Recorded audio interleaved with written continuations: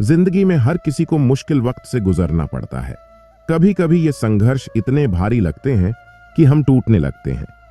ऐसे समय में हमारे लिए सबसे बड़ी ताकत और सुकून देने वाला कोई और नहीं बल्कि भगवान श्री कृष्ण है। श्री कृष्ण ने अपने जीवन और गीता के उपदेशों के माध्यम से बताया है कि कैसे हम अपने मन को मजबूत बनाए रखें और विपत्तियों से लड़ें। यह कहानी है उस समय की जब अर्जुन खुद अपने जीवन के सबसे बड़े युद्ध में डूबा हुआ था और तभी श्री कृष्ण ने उसे जीवन का सबसे बड़ा उपदेश दिया। उनके शब्दों ने अर्जुन को न केवल हिम्मत दी बल्कि उसे सही रास्ता दिखाया। आज हम भी श्री कृष्ण के इन अमूल्य उपदेशों से सीखेंगे कि मुश्किल समय में कैसे दिल को सुकून दे और कैसे अपने भीतर की शक्ति को पहचाने। तो चलिए उस दिव्य ज्ञान की ओर बढ़ते हैं जो श्री कृष्ण ने हमें दिया है। जीवन आनंद, विजय और पूर्णता के क्षणों से भरा एक सफर है, लेकिन इन ऊंचाइयों के साथ साथ हर इंसान को अनिवार्य रूप से मुश्किल समय का सामना करना पड़ता है। संघर्ष और संकट के क्षण जो हमारे अस्तित्व की नींव को हिला देते हैं।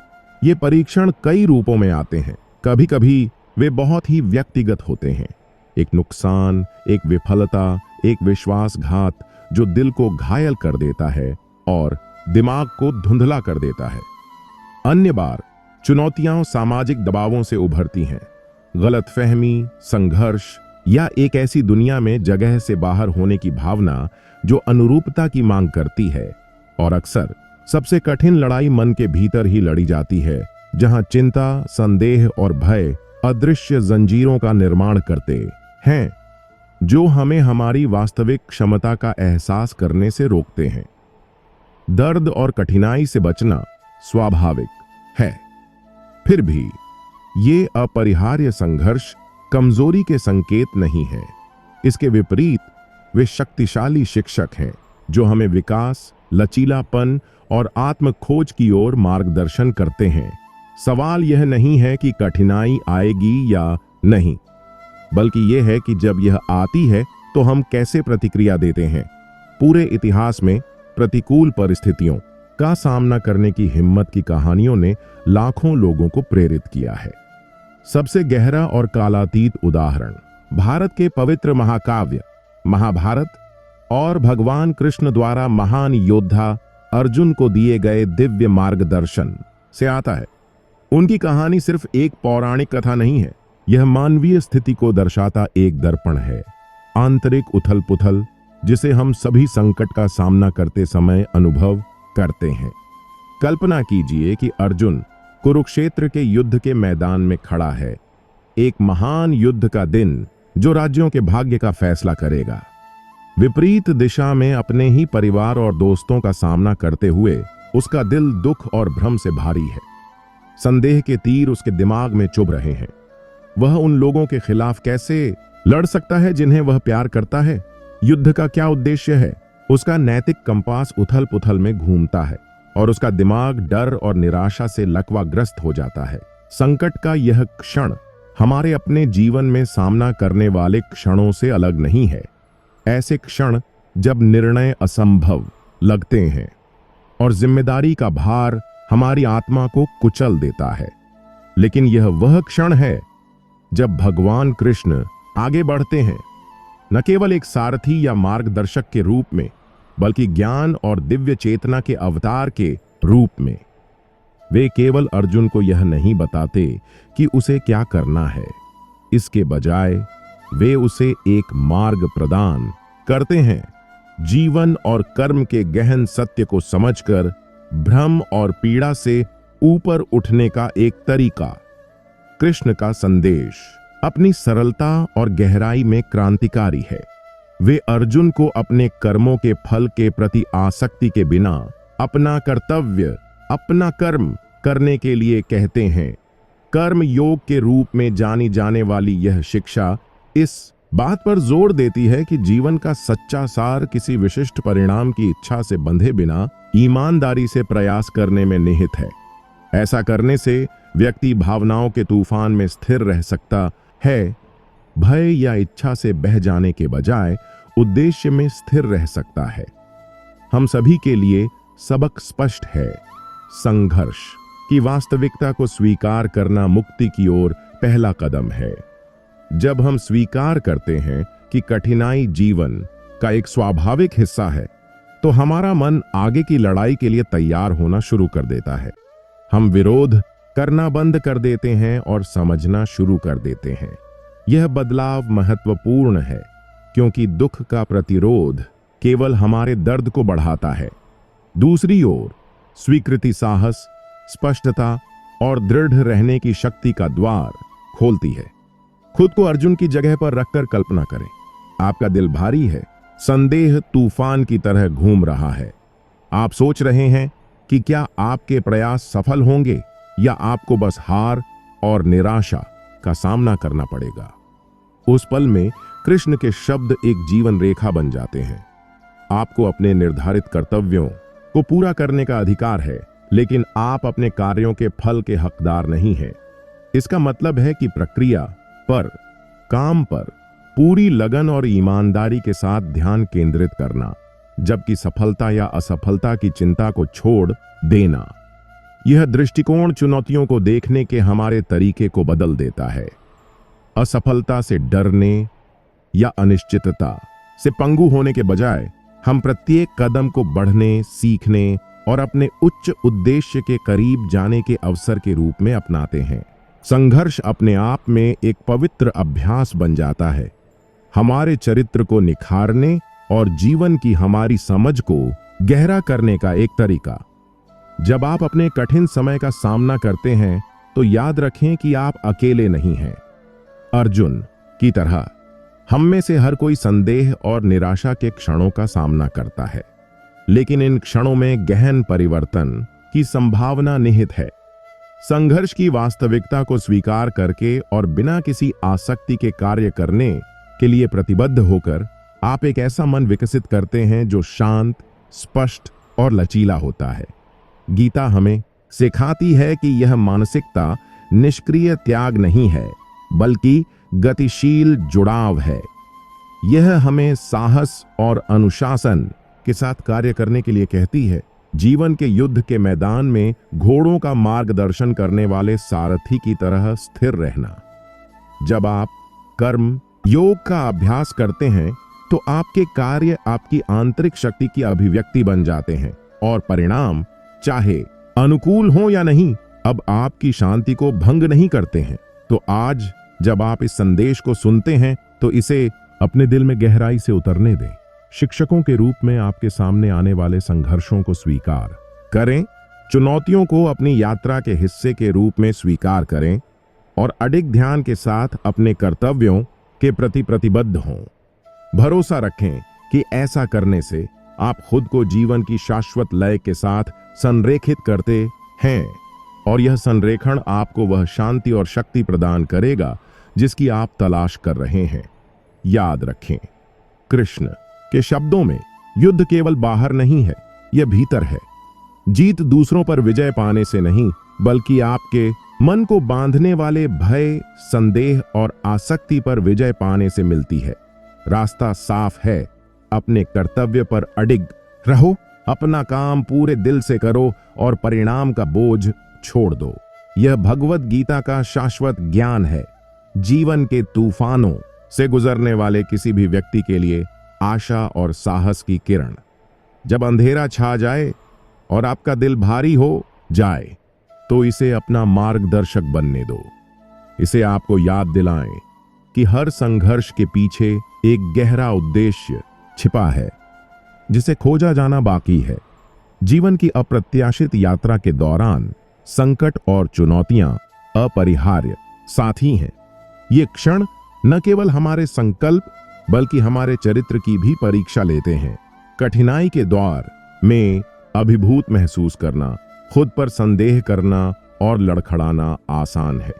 फिर भी यह ठीक ऐसे समय में होता है जब दो गुण ताकत के स्तंभ के रूप में सबसे आगे आते हैं, आत्मविश्वास और धैर्य। ये केवल अमूर्त गुण नहीं है, ये व्यावहारिक ताकतें हैं जो हमें जीवन में आने वाले तूफानों से सहने, दृढ़ रहने और मजबूत बनने में सक्षम बनाती हैं।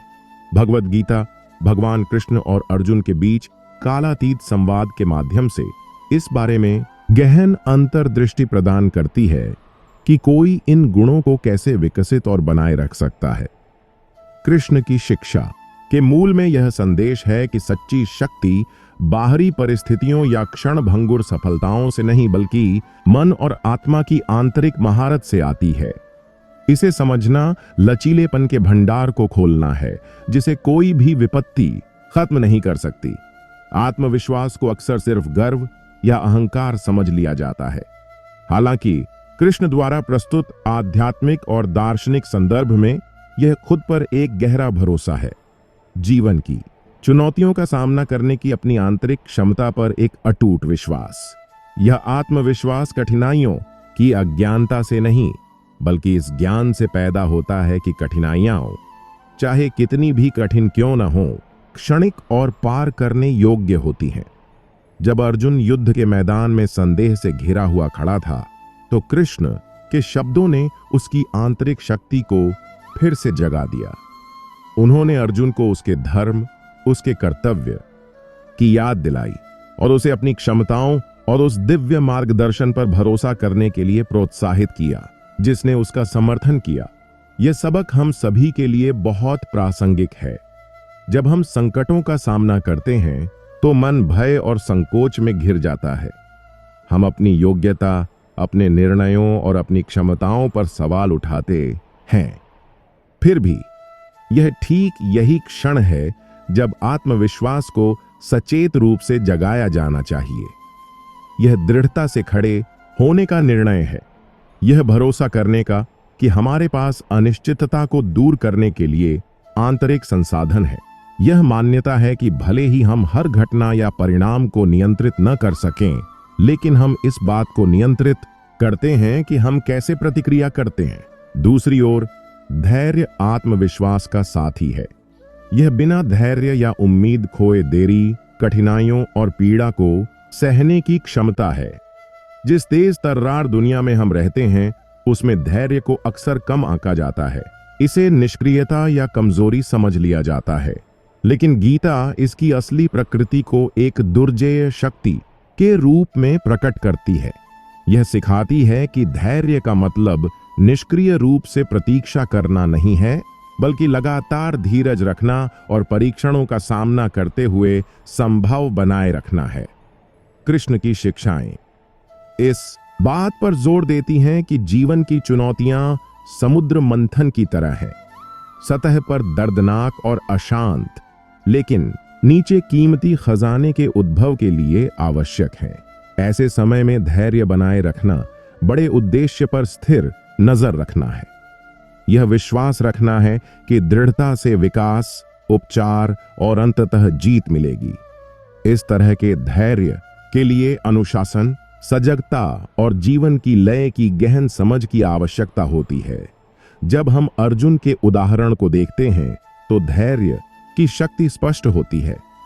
अपनी शुरुआती निराशा के बावजूद वह अपने मन को स्थिर करना सीखता है, तत्काल परिणामों से आसक्ति के बिना अपने कर्तव्य पर ध्यान केंद्रित करना सीखता है।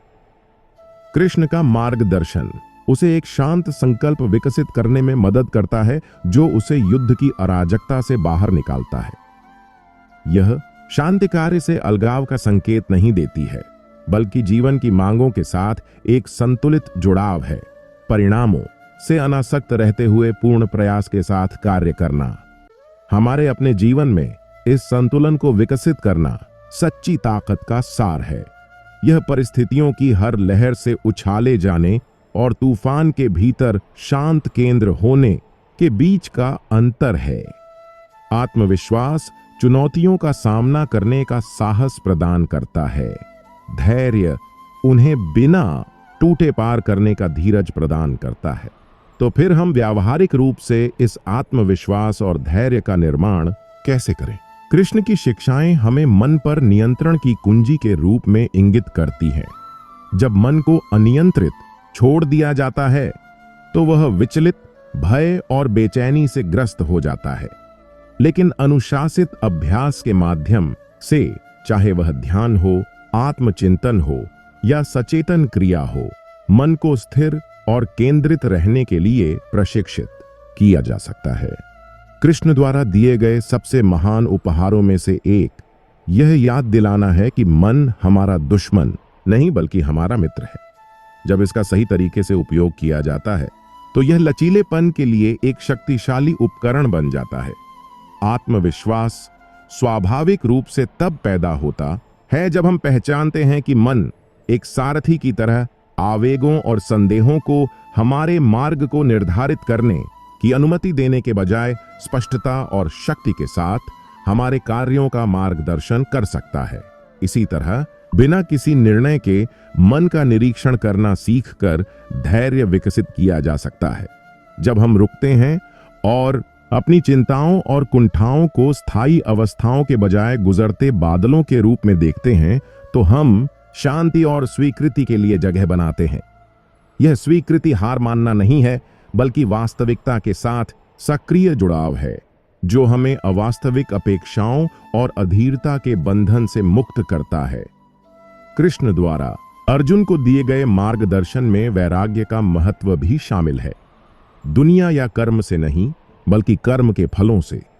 यह वैराग्य एक गहन अभ्यास है जो हमें सफलता या असफलता का सामना करने पर संभाव बनाए रखने में मदद करता है।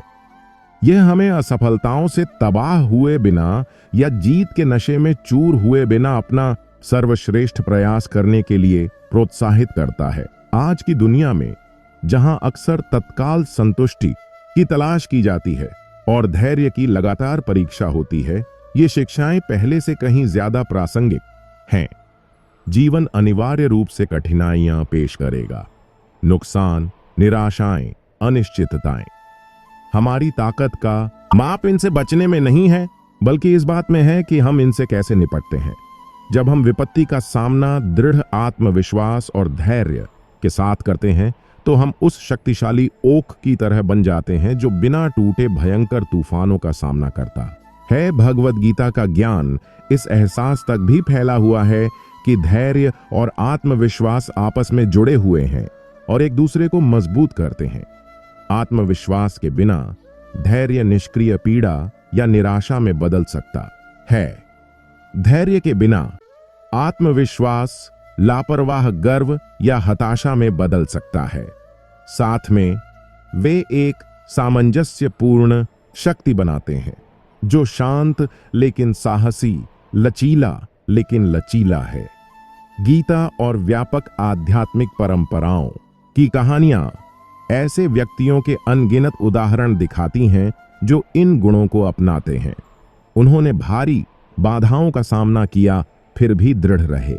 उनका रहस्य डर या दर्द की अनुपस्थिति नहीं था बल्कि एक अडिग आंतरिक विश्वास और शांत दृढ़ता की उपस्थिति थी। यह विश्वास इस विश्वास में निहित है कि हर चुनौती विकास का बीज रखती है और हर कठिनाई एक सबक है जो आत्मा को परिष्कृत करती है। जब आप अपने जीवन पर विचार करते हैं तो उन क्षणों पर विचार करें जब आपने सबसे अधिक परीक्षण महसूस किया था। शायद आपको कोई ऐसा नुकसान हुआ हो जो असहनीय लग रहा हो या कोई ऐसी असफलता जिसने आपके आत्मविश्वास को हिला दिया हो। फिर भी किसी तरह आपने आगे बढ़ने का एक तरीका खोज लिया। आत्मविश्वास और धैर्य की वह चिंगारी आपकी आंतरिक शक्ति है जो आपको याद दिलाती है कि आप वास्तव में कौन हैं। इस शक्ति को प्रतिदिन विकसित करके साहस और शांति के छोटे छोटे कार्यों के माध्यम से आप भविष्य की चुनौतियों का सामना करने के लिए खुद को तैयार करते हैं। आप प्रतिक्रिया करने के बजाय रुकना सीखते हैं, संदेह करने के बजाय भरोसा करना सीखते हैं और हार मानने के बजाय दृढ़ रहना सीखते हैं। आत्मविश्वास और धैर्य की शक्ति अंततः आत्मा की शक्ति है, एक ऐसी शक्ति जो बाहरी परिस्थितियों पर निर्भर नहीं है बल्कि आंतरिक ज्ञान और विश्वास के गहरे कुएं से निकलती है। यह वह शक्ति है जिसे भगवान कृष्ण मूर्त रूप देते हैं और सिखाते हैं और यह हम में से हर एक के लिए उपलब्ध है यदि हम इसे विकसित करना चुनते हैं। इसलिए अपने परीक्षण के क्षणों में कृष्ण की वाणी को याद रखें। दृढ़ रहो अर्जुन, अपनी ताकत पर भरोसा रखो, धैर्य रखो, क्योंकि लड़ाई लंबी है, लेकिन जीत उन लोगों की निश्चित है जो साहस और शांति के साथ दृढ़ रहते हैं। इन शब्दों को अपनी ढाल और अपना मार्गदर्शक बनने दें। जीवन में सच्ची जीत संघर्ष से बचने में नहीं, बल्कि अटूट आत्मविश्वास और स्थिर धैर्य के साथ उसका सामना करने की कला में निपुणता हासिल करने में है। इस निपुणता में शांति, पूर्णता और स्वतंत्रता का रहस्य छिपा है, जिसका वादा भगवद गीता उन सभी लोगों से करती है जो विश्वास के साथ इस मार्ग पर चलते हैं। जीवन की यात्रा में सबसे गहन शिक्षाओं में से एक, जिसने साधकों और आम लोगों को समान रूप से मार्गदर्शन किया है, वह है कर्म योग का सिद्धांत। भगवद गीता में भगवान कृष्ण के ज्ञान से प्रकाशित यह मार्ग हमारे कर्मों के फलों के बारे में बेचैन चिंता से मन को मुक्त करते हुए समर्पण और ईमानदारी से कार्य करने का एक तरीका प्रदान करता है। यह सिखाता है कि हमारी असली शक्ति परिणामों को नियंत्रित करने में नहीं, बल्कि खुले दिल और अटूट ध्यान के साथ अपने कर्तव्यों को दृढ़ता से निभाने में निहित है। कर्म योग को समझने के लिए हमें सबसे पहले यह समझना होगा कि मनुष्य के लिए परिणाम की इच्छा करना कितना स्वाभाविक है। छोटी उम्र से ही हम अपने प्रयासों के लिए पुरस्कार की अपेक्षा करने के लिए तैयार हो जाते हैं। अच्छे ग्रेड के लिए प्रशंसा, कड़ी मेहनत के लिए पदोन्नति, उपलब्धियों के लिए मान्यता। जबकि परिणामों की यह इच्छा हमें प्रेरित कर सकती है, यह अक्सर हमें आसक्ति, चिंता और निराशा के चक्र में फंसा देती है। जब चीजें हमारे हिसाब से होती हैं तो हम खुशी महसूस करते हैं, लेकिन जब परिणाम खराब होते हैं तो निराशा छा जाती है। हमारी खुशी सशर्त हो जाती है, जो अक्सर हमारे नियंत्रण से परे शक्तियों पर निर्भर होती है। कर्म योग पर कृष्ण की शिक्षा इस चक्र को तोड़ती है। वे इस शाश्वत संवाद के माध्यम से अर्जुन और हम सभी को याद दिलाते हैं कि हमारा नियंत्रण केवल हमारे कार्यों पर है, प्रयास, इरादा, ईमानदारी, लेकिन परिणामों पर नहीं। यह सरल सत्य क्रांतिकारी है। यह मन को अपेक्षा के बोझ से मुक्त करता है और अनिश्चितता के सामने भी शांति और समता का द्वार खोलता है। एक पल के लिए युद्ध के मैदान की कल्पना करें जहां अर्जुन खड़ा था, अपने कार्यों के परिणामों के बारे में संदेह से भरा हुआ। आसन्न युद्ध का भार भारी था और असफलता का डर बड़ा था। यह उस क्षण था जब कृष्ण ने उससे कहा, तुम्हें केवल कर्म करने का अधिकार है, लेकिन उसके फल के लिए कभी नहीं। तुम्हें कभी भी पुरस्कार के लिए कर्म नहीं करना चाहिए, न ही तुम्हें निष्क्रियता की लालसा करनी चाहिए। यह गहन सलाह हमें स्वार्थी इच्छा के बिना कर्तव्य पर ध्यान केंद्रित करने के साथ कार्य करने का आग्रह करती है। व्यावहारिक जीवन में कर्म योग का अर्थ है हर दिन उपस्थित होना, अपना सर्वश्रेष्ठ प्रदर्शन करना, लेकिन सफलता से चिपके बिना या असफलता से डरे बिना। यह निरंतर प्रयास का अनुशासन है, जो बाहरी पुरस्कारों से नहीं, बल्कि आंतरिक प्रतिबद्धता और अखंडता से प्रेरित होता है। यह दृष्टिकोण चुनौतियों का सामना करने के हमारे तरीके को बदल देता है। जब हम कर्म योग को अपनाते हैं तो असफलताएं हार नहीं, बल्कि सबक बन जाती हैं। सफलताएं अब अहंकार को नहीं बढ़ाती, बल्कि एक बड़ी यात्रा में मील के पत्थर बन जाती हैं। एक किसान का उदाहरण लें जो बीज बोता है। वह जमीन तैयार करता है, बीज बोता है, उन्हें लगन से पानी देता है, लेकिन अंतिम फसल कई कारकों पर निर्भर करती है। मौसम, कीट, मौसम। किसान की समझदारी अपने काम पर ध्यान केंद्रित करने और फसल पर ध्यान न देने में निहित है। उसी तरह कर्म योग हमें प्रक्रिया पर भरोसा करने, समर्पण के साथ अपना काम करने और यह स्वीकार करने के लिए आमंत्रित करता है कि कुछ चीजें हमारे नियंत्रण से परे हैं। कठिन समय के दौरान इस मानसिकता में अपार शक्ति होती है। जब जीवन में तूफान आते हैं और परिणाम निराशाजनक लगते हैं, तो कर्म योग का अभ्यास मन को स्थिर करता है। चिंता या दोष से पंगु होने के बजाय हम नए जोश के साथ अपनी जिम्मेदारियों को पूरा करते हैं। हम पहचानते हैं कि हम परिणामों की गारंटी नहीं दे सकते, लेकिन हम हमेशा अपने प्रयास और दृष्टिकोण को नियंत्रित कर सकते हैं। एक सुंदर कहानी है जो कठिनाइयों का सामना करते हुए कर्म योग की परिवर्तनकारी शक्ति को दर्शाती है।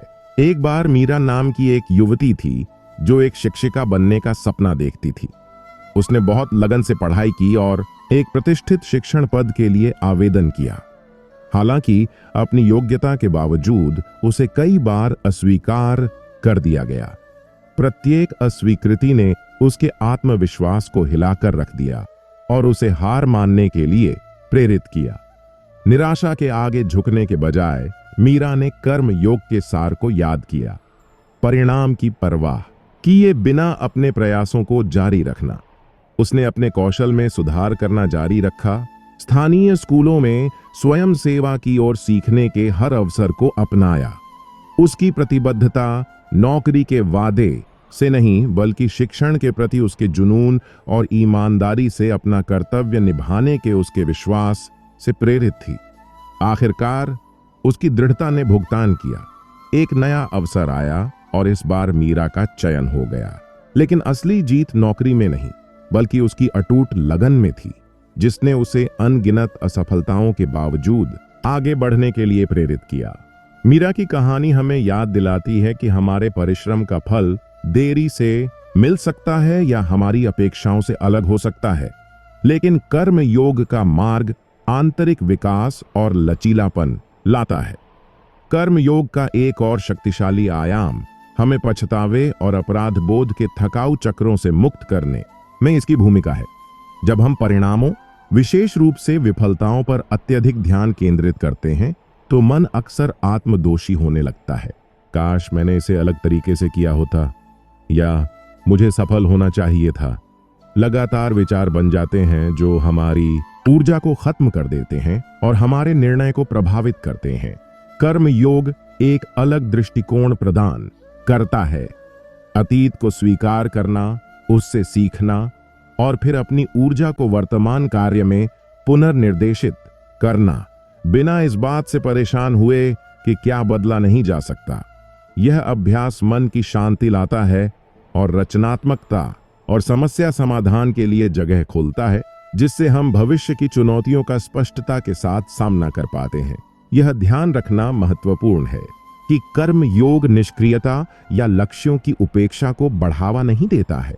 इसके विपरीत यह जीवन के कर्तव्यों के साथ पूर्ण जुड़ाव को प्रोत्साहित करता है, लेकिन एक संतुलित मन के साथ। मुख्य बात यह है कि परिणामों के प्रति अहंकार के जुनून से अलग हो जाएं और कर्म को भक्ति, सेवा या आत्म अभिव्यक्ति के रूप में अपनाएं। यह सूक्ष्म बदलाव काम के अनुभव को बोझ से संतुष्टि के स्रोत में बदल देता है। कृष्ण यह भी सिखाते हैं कि परिणामों से लगाव के बिना कार्य करना हमें बड़े ब्रह्मांडीय क्रम के साथ जोड़ता है। जब हम अपने कर्तव्यों को इस तरह के समर्पण के साथ करते हैं तो हमारे कार्य जीवन के प्राकृतिक प्रवाह के साथ सामंजस्य बिठाते हैं। हम एक बड़े उद्देश्य के साधन बन जाते हैं, एक ऐसे नृत्य में भाग लेते हैं जहां प्रयास और परिणाम हमारे सीमित नियंत्रण से परे विलीन हो जाते हैं। यह एहसास विनम्रता और कृतज्ञता को बढ़ावा देता है। ऐसे गुण जो मन को नरम करते हैं और परीक्षणों के बीच भी इसे आनंद के लिए खोलते हैं। जब हम स्वीकार करते हैं कि कुछ परिणाम हमारे परे हैं तो हम दूसरों या खुद को दोष देना बंद कर देते हैं और हम जो योगदान दे सकते हैं उस पर ध्यान केंद्रित करते हैं। यह रवैया शांति पैदा करता है और रिश्तों को मजबूत करता है, क्योंकि हम कम मांग करने वाले और अधिक समझदार बनते हैं। समकालीन जीवन में जहां सफल होने का दबाव तीव्र है और असफलता को कलंकित किया जाता है, कर्मयोग एक बहुत जरूरी मार्ग प्रदान करता है। यह हमें सफलता को केवल बाहरी उपलब्धियों से नहीं बल्कि हमारे प्रयासों की ईमानदारी और निरंतरता से परिभाषित करने के लिए आमंत्रित करता है। यह हमें केवल मंजिल पर ध्यान केंद्रित करने के बजाय यात्रा का जश्न मनाना सिखाता है। दैनिक जीवन में कर्म योग को अपनाने के लिए अपने विचारों और प्रेरणाओं का अवलोकन करके शुरुआत करें। क्या आप डर, लालच या अनुमोदन की इच्छा से काम कर रहे हैं, या आप कार्रवाई के आंतरिक मूल्य पर ही ध्यान केंद्रित कर रहे हैं? इस तरह से माइंडफुलनेस का अभ्यास करने से आसक्ति की जंजीरों को तोड़ने में मदद मिलती है और एक शुद्ध इरादे को बढ़ावा मिलता है। इसके बाद अपने और दूसरों के साथ धैर्य रखें। समझें कि परिणाम अपने समय पर सामने आते हैं, जो आपके नियंत्रण से परे अनगिनत कारकों से प्रभावित होते हैं। यह धैर्य हार मानना नहीं है, बल्कि प्रक्रिया में भरोसा है। साथ ही आराम करना और तरोताजा होना याद रखें। कर्म योग का मतलब बिना किसी चिंता के अंतहीन परिश्रम करना नहीं है। संतुलित प्रयास में चिंतन और आत्म देखभाल के क्षण शामिल हैं, यह सुनिश्चित करते हुए कि आपके कार्य थकावट के बजाय ताकत से प्रेरित हों।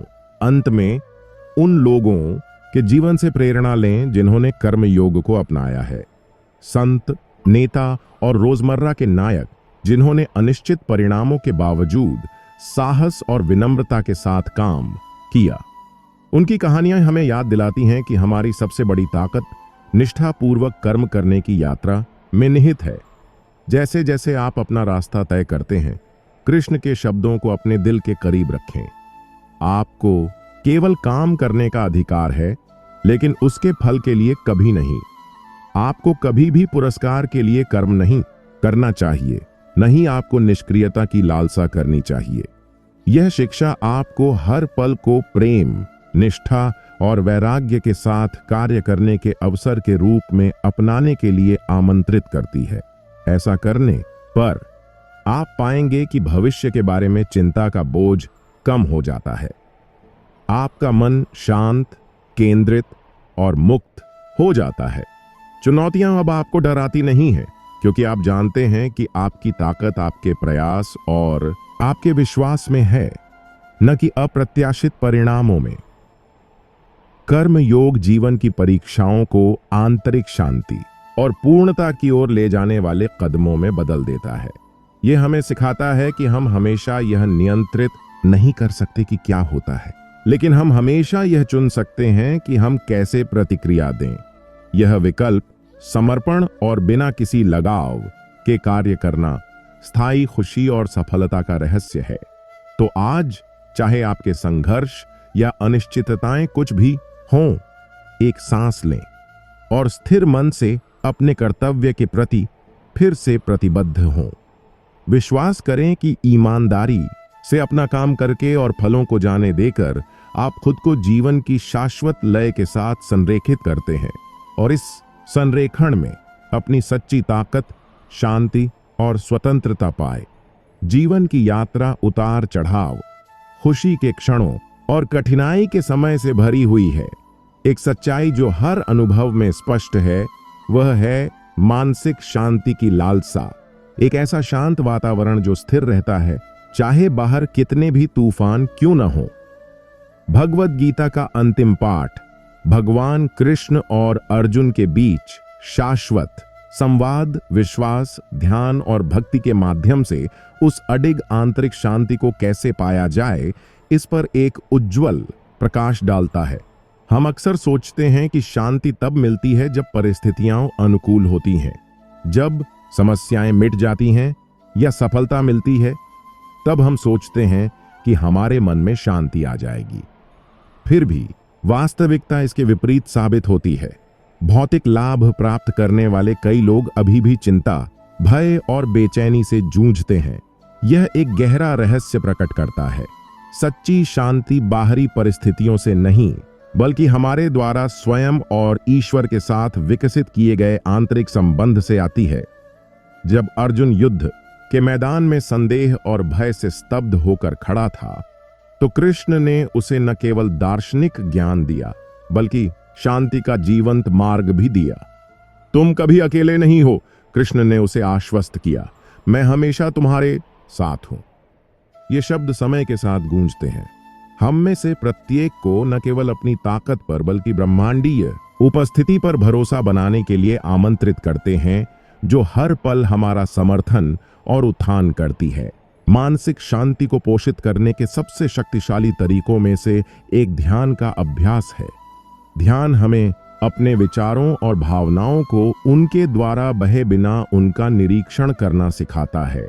यह अंदर एक पवित्र स्थान बनाता है जहां मन की चंचलता धीमी हो जाती है और एक गहरी शांति पैदा होती है।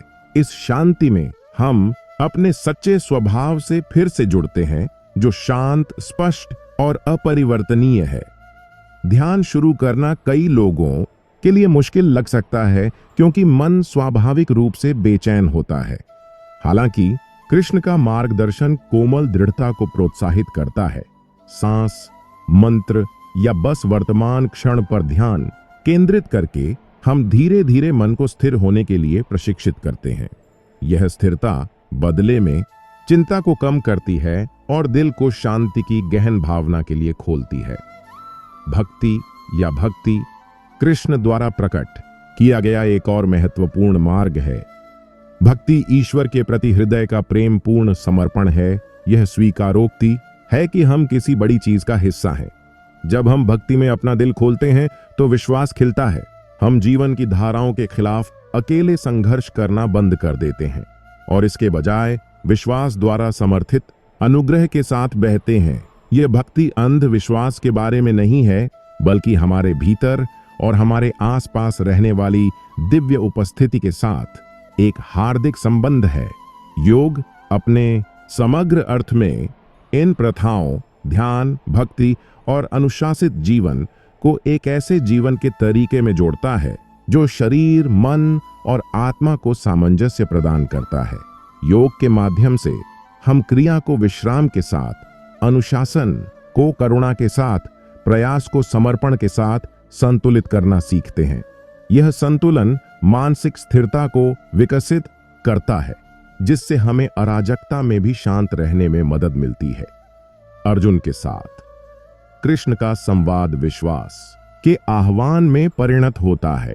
खुद पर भरोसा करें, अपने उद्देश्य पर भरोसा करें और ईश्वरीय योजना पर भरोसा करें। कृष्ण कहते हैं, अपने कर्तव्यों को स्थिर मन से करें और परिणाम मुझे सौंप दें। यह समर्पण हार नहीं, बल्कि मुक्ति है। यह मन को बोझिल अपेक्षाओं से मुक्त करता है और उसे शांति के लिए खोलता है। आइए एक बार फिर उस दृश्य की कल्पना करें। युद्ध का मैदान, युद्ध की चीखें, अर्जुन के मन में विचारों का बवंडर। उथल पुथल के बावजूद कृष्ण के शब्द आत्मा को स्थिर करते हुए एक लंगर का काम करते हैं। यह हमें सिखाता है कि जीवन के सबसे भयंकर संघर्षों के बीच भी शांति संभव है, पलायन के रूप में नहीं, बल्कि भीतर एक शांत केंद्र के रूप में। विश्वास का निर्माण छोटे छोटे कदमों से शुरू होता है। यह उन क्षणों को देखने से शुरू होता है जब आपको समर्थन महसूस हुआ, जब चीजें विपरीत परिस्थितियों के बावजूद काम करती हैं, या जब अंदर की एक शांत आवाज ने आपको ताकत दी। विश्वास को बढ़ाने के लिए इन पलों पर चिंतन करें। विश्वास एक बीज की तरह बढ़ता है, जिसे देखभाल, धैर्य और खुलेपन की आवश्यकता होती है। संदेह स्वाभाविक है और स्वस्थ भी, क्योंकि सवाल पूछने से गहरी समझ विकसित होती है। फिर भी जब संदेह हावी हो जाए तो ध्यान और भक्ति के अभ्यास पर वापस लौटें। ध्यान की शांति से अनिश्चितता का कोहरा दूर हो जाए। भक्ति की गर्माहट से अपने दिल में उम्मीद जगाए। दैनिक जीवन में अलगाव की खेती छोटे छोटे कदमों से शुरू हो सकती है। उन क्षणों पर ध्यान दें जब आप किसी परिणाम या स्थिति के बारे में अत्यधिक चिंतित महसूस करते हैं। सांस लें और खुद को याद दिलाएं कि कुछ चीजें नियंत्रण से बाहर हैं। बदलाव और अनिश्चितता को स्वाभाविक रूप से स्वीकार करने का अभ्यास करें। ध्यान और माइंडफुलनेस अलगाव के लिए शक्तिशाली उपकरण हैं। वे हमें बिना किसी निर्णय के विचारों और भावनाओं का निरीक्षण करने में मदद करते हैं, उत्तेजना और प्रतिक्रिया के बीच जगह बनाते हैं। यह वह जगह है जहां अलगाव बढ़ता है। प्रतिक्रिया करने के बजाय प्रतिक्रिया करने की क्षमता। एक और अभ्यास कृतज्ञता है। जब हम अपने पास जो है उस पर ध्यान केंद्रित करते हैं और वर्तमान क्षण की सराहना करते हैं, तो अधिक या अलग के प्रति लगाव कमजोर हो जाता है। कृतज्ञता हमें वर्तमान की समृद्धि में स्थापित करती है। यह याद रखना महत्वपूर्ण है कि अलगाव एक यात्रा है, कोई मंजिल नहीं। हमारा मन अक्सर लगाव की ओर लौटता है, लेकिन लगातार अभ्यास से पकड़ ढीली हो जाती है। जाने देने का हर पल स्वतंत्रता का निर्माण करता है। अलगाव के फल गहरे होते हैं। हम कम तनाव और भय, अधिक स्पष्टता और करुणा का अनुभव करते हैं। हमारे कार्य अधिक सहज और प्रामाणिक हो जाते हैं। हमें होने या नियंत्रित करने के बजाय होने में खुशी मिलती है। कृष्ण की वैराग्य की शिक्षा केवल दर्शन नहीं है, बल्कि जटिल दुनिया में अच्छी तरह से जीने के लिए एक व्यावहारिक मार्गदर्शिका है। यह हमें जीवन के उतार चढ़ाव का सामना शालीनता और शक्ति के साथ करने की शक्ति प्रदान करती है। जब आप अपने जीवन पर विचार करते हैं तो खुद से पूछें, मैं कहां बहुत कसकर पकड़ रहा हूं? कौन से डर या इच्छाएं मेरी स्वतंत्रता को सीमित करती है? अगर मैं थोड़ा बहुत भी जाने दूं तो क्या होगा? खुद के प्रति दयालुता से शुरुआत करें। वैराग्य का मतलब कठोर इनकार नहीं, बल्कि कोमल रिहाई है।